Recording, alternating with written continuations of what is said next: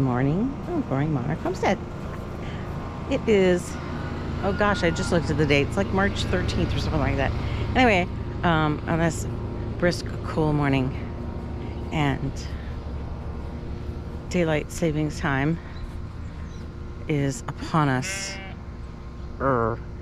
Anyhow, so I am out to do chores, take care of the animals, so I thought I would take you with me and show you what's been going on around here. So let's go get the sheep a little bit of feed,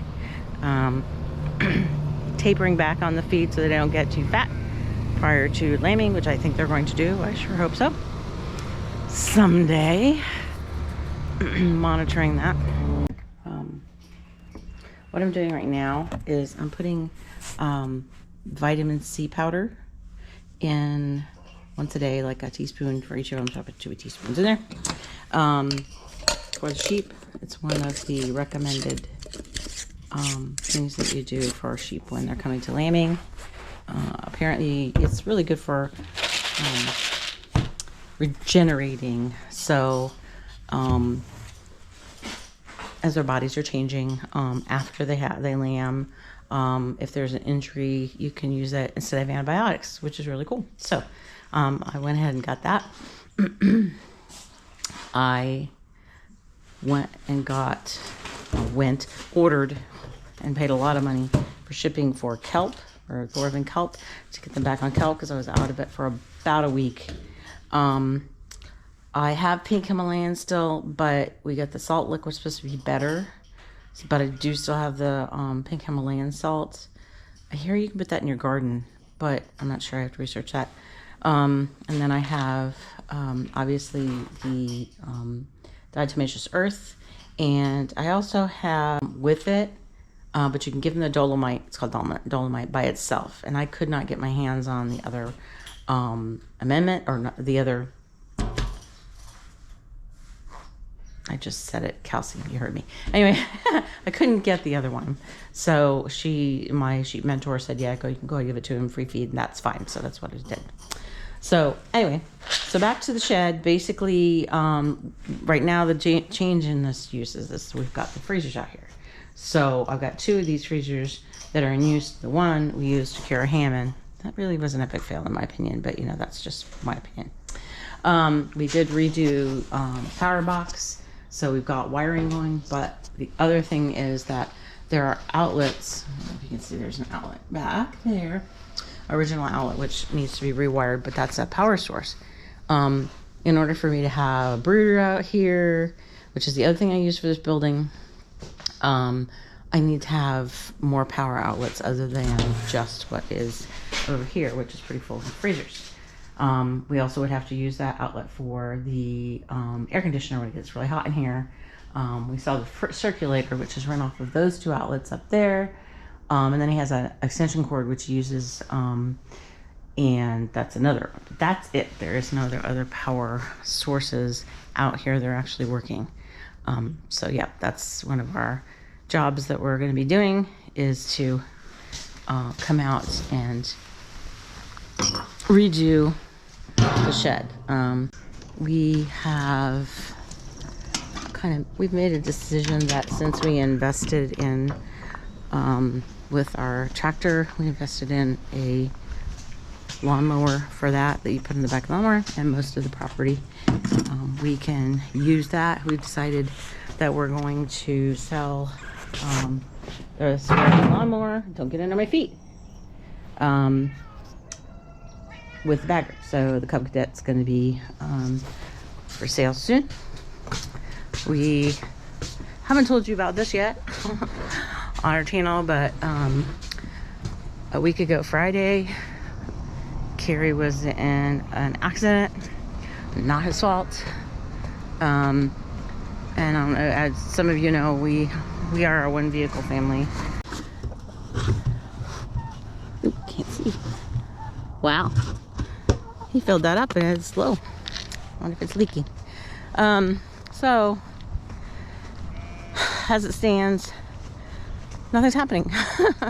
So we're ever so grateful to Carrie's boss for allowing him to drive his company truck when the weather is permitting, but it still doesn't seem to be good enough to drive the motorcycle. This one takes a little more gas,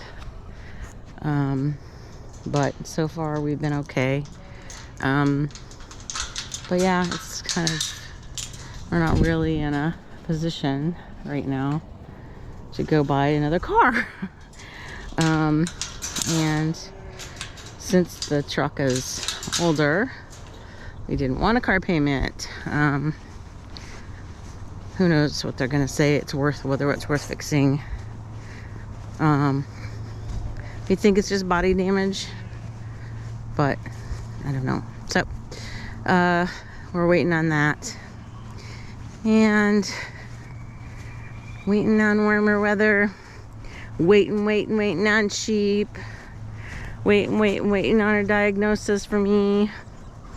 But I'm knock on wood, the approach the GI doctor is taking with me uses those lovely words, it's your age.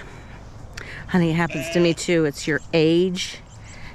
And then, you know, we're women, so as we age, these things happen, you know. Anyway, so I'm on pills again. So, but I'm hoping that the little bit that I've seen so far, things are working. I'm gonna set you down while I feed them because this paddock is on a hill. Don't laugh if I fall, please. Just. I do have the Energizer on right now. Not on, but I mean,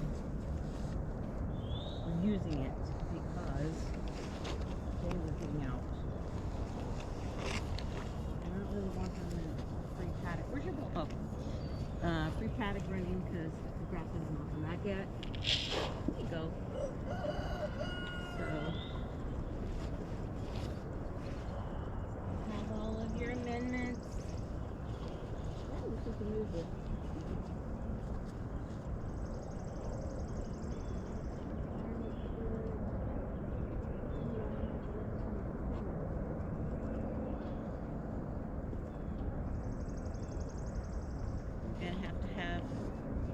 Carrie move the. Carrie's gonna have to move that.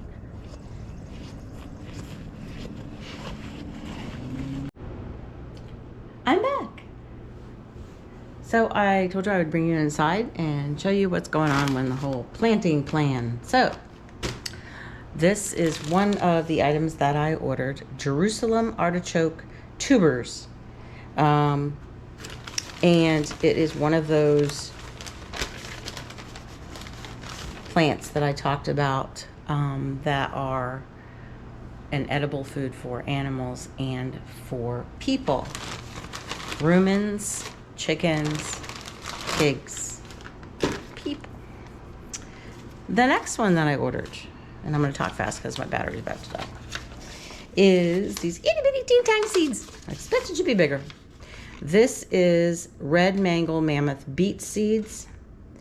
They're so small, very small, in a very small amount, so I won't be doing very many of these. Very small. Whoops. Sorry, very small. You see them? Very small. And then I have also ordered, where are you, my dear? Here we go. These are I don't know if I'm saying it right.